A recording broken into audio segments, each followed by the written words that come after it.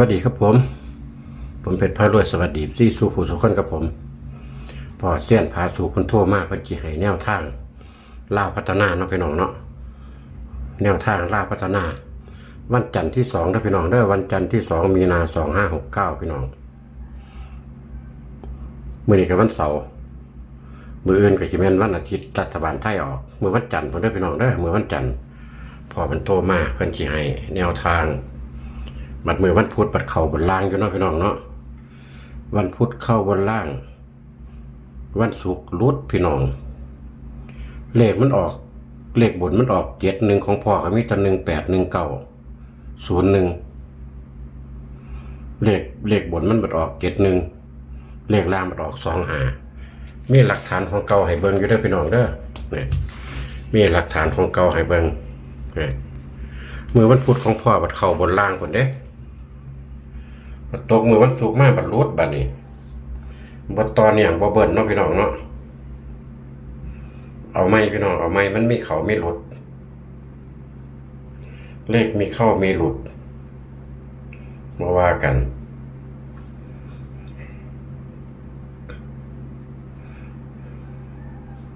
เดี๋ยวเขียนวันที่ถ่าพอมันก่อนพี่น้อง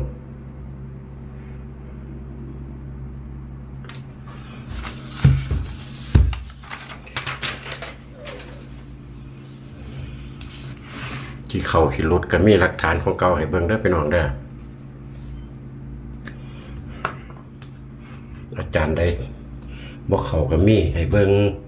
เขาก็มีให้เบิ่งวันจันทร์ที่2มีหน้าเนาะนะเห็นว่ามันสิเริ่มโอ้เริ่มไว้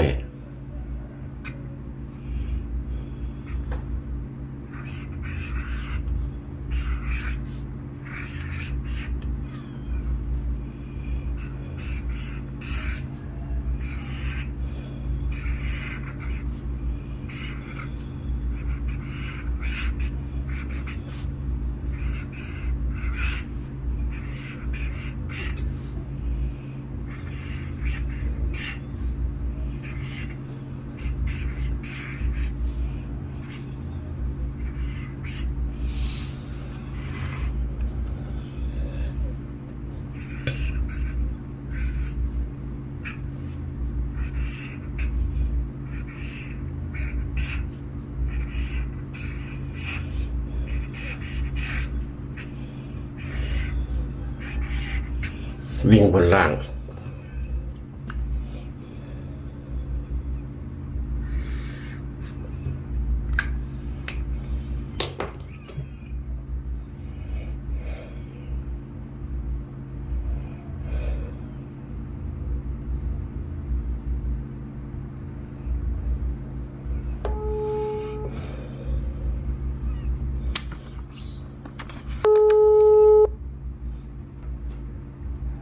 ฮัลโหลครับสวัสดีครับคุณพ่อครับครับสวัสดีครับ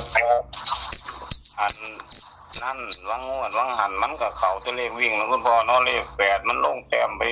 แต้มเดียวผมก็ว่าอยู่เราก็ไม่ไปมันมีเลข8 9ก็จับไว้เบิดอยู่มันมีแต่7บ่ได้จับให้เพราะมันหาลังเทื่อมันปล่อยว่าจับไปจับใส่บุญใส่7 9 2เลข3ตัวคือว่ามันสิครับ8โมมามันสิ7มามันสิใส่กับเก่าพอดีแทน8 9นะคุณพ่อครับมันผัดบ่เป็นให้ซาที่จริงคันผมจับเลข3ตัวไว้ก็เกือบซื้อเลขอันนั้นในคันผมบ่ขาดทิ่มผมจับไว้นี่มันมี792 752 943อันนี้ผมบ่ได้เอาออกให้ผมตัดทิ่มนี่ผมขีดขาดทิ่มมันเหลือแต่792กับ943ที่เป็นเลข3ตัวนะคุณพ่อมันมี752อันอยู่แต่ผมบ่ได้ออกไปก็บ่ถูกดอกมันผมสลับเลขเป็นเลขบนมันไปออกเป็นล่างเดี๋ยวนี้ก็จัดสิเลข2ตัวคือเก่านะคุณพ่อเด้อครับได้วิ่ง2ตัวคือเก่าบนล่างน้ำกันครับของวันนี่แหละวันจันทร์วันที่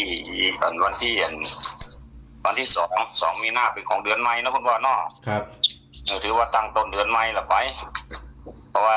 เดือนอาทิตย์ที่แล้วเมื่อกี้นี่ก็เป็นอาทิตย์ปลายเดือน มันบ่เต็ม30มือกาวิ่ง2ตัวคือเก่าเด้อคุณพ่อเด้อมี9กับ1บนล่างน้ำกันมี9กับ1บนล่างน้ำกันนี่ล่ะมันบ่เป็นเลขกันตัวเดียวกันนี่มันเป็นไทยเลขที่สิเขามาแย่งเขาน่ะมันหลายตัวเพราะว่า1นี่เลข1มันสิแปลไว้เป็น3ตัวเนาะมันสิลงแต้มเป็น0นี่มันก็สิมี0ตัวนึงถ้ามัน1บ่มาก็สิมี2ถึงแต้มแล้วมันตัวคู่กันก็เป็น6มันมีเลขอยู่3ตัวอยู่นำ1อันนั้นมีเลข2 3ตัวอยู่นำ1บัดนี้น้ำเก้านั่นก็มีเลขอยู่2ตัวเพราะว่ามันมี4กับมี8นะถ้าเป็นเลขตัวเดียวกันมันสิน้อยตัวแต่ว่าเดี๋ยวนี้ก็คาดว่าจะเข้าอยู่หรอกเพราะว่ามันเลขมันบ่ได้หนีใส่แม่อันคุณพ่อเขียนแล้วบ่นี่ครับเขียนเมื่อกี้แล้วล่ะครับโอ้บ่อันนั้นเลขวิ่งเด้อคุณพ่อเด้อมี9กับ8เด้ออ้าวบ่แม่น9กับ1บ่ครับ9กับ1บ่ผิด9กับ8เพราะว่ามัน9กับ1บนล่างนำกันมันนี่จับคู่กับ4 5 9คุณพ่อจับคู่5 9 6 9 5 9 6 9แล้วก็7 9แล้วก็15คุณพ่อ15 16 91แล้ววันนี้เอาตัวกันจาก2ชุดคุณพ่อมี09ตัวกัน09กับ1409กับ14แล้ววันนี้เอาเลข3ตัวผมให้คุณพ่อจาก3ชุดมีเลขตัวเดียวกันนั่นน่ะ915ตัวนึง916คุณพ่อ915 916เอาวันนี้ก็991คุณพ่อ991อันคุณพ่อเน้นโต916กับ916แล้วคุณพ่อเน้น2จุดแล้ววันนี้เลข3ตัวผมเรียนนั่นให้3จุดแล้วคุณพ่อเด้อมี59ตัวนึงก็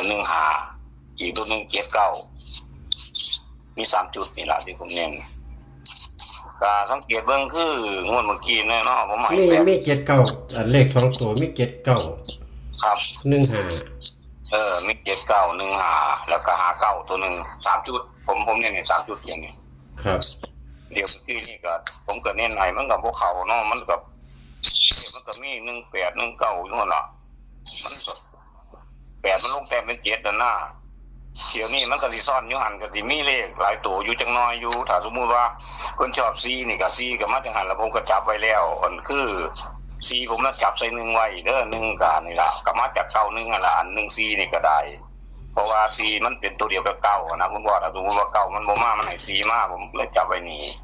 บัดนี้9นี่มีโอกาสเป็น0ได้ขึ้นแต้มได้กับลงแต้มได้เป็น8ผมได้จับเป็น09ไว้เป็นตัวกันนะคุณพ่อเด้อครับบัดนี้การเลข1นี่ถ้าสมมุติว่า1มันบ่มามันให้ตัวคูณมาคือ6เนาะ1จะหายไป6จะมามันก็ผมจับไว้แล้วเป็น6 9ไว้อยู่นี่กันไว้อยู่แล้วบัดนี้ถ้าสมมุติว่ามัน1บ่มา6ก็บ่มาแต่ว่ามันให้2มานี่ก็ผมบ่ได้จับ2ไว้นี่ล่ะตัวปัญหามันเด้อคันเพิ่นอันนั้นก็ได้ยัน2นี่ล่ะมาพามันสิมาแทน1อ่ะนะครับเพราะว่ามันมีโอกาสขึ้นแต้มลงแต้มอยู่เลขผมก็ได้ก็คือเมื่อกี้นี่ก็ถือว่ามันขึ้นแต้มลงแต้มมันล่ะมันจังบ่เข้ามันจังบ่ถือก็ถือว่าเขาเลขวิ่งแต่เก่าเนาะคุณพ่อเนาะอันเดี๋ยวเมื่อกี้นี่ก็ได้เดี๋ยวนี้ก็ทั้งหมดทั้งมวลก็เท่านี้แหละคุณพ่อคาดว่าจะเข้าอยู่ดอกครับขอให้คุณพ่อคุณแม่ที่ผู้กองมาเบิ่งก็งวดบางหันก็ขอโทษหลายๆมันหลุดมันจับให้บ่ถึงเลยจับขาม17ไปเมื่อกี้จะ18 19ผมขามไปตัวนึงก็คุณพ่อคุณแม่พี่นะมึงเอาทำลายเลขมันเป็นทำนองนี้ล่ะมันหลุดกันบ่หลุดไกลปานใดดอกเอาขอให้สุขทุกคนสวัสดีครับปล่อยโชคดีครับพี่น้องแคปหน้าจอเด้ออันนี้คือลาภพัฒนาพอเชื่อนปลาสุกบนล่าง9กับ1จับคู่กับ5 9 6 9 7 9 15 16 91กัน09 14เลข3ตัว915 916 991ส่วนตัวเน้นก็ส่วนตัวเน้น2ตัวนี่ก็คือ95 97 15พี่น้องแคปหน้าจอเอาขั้นมากระจัดประมากระพานเนาะพี่น้องตัวเลขเป็นแค่แนวทางขอบคุณพอเส้นพาสุกหลายๆเอามันๆกันพี่น้องฝากกดไลค์กดแชร์กดติดตามสวัสดีครับผม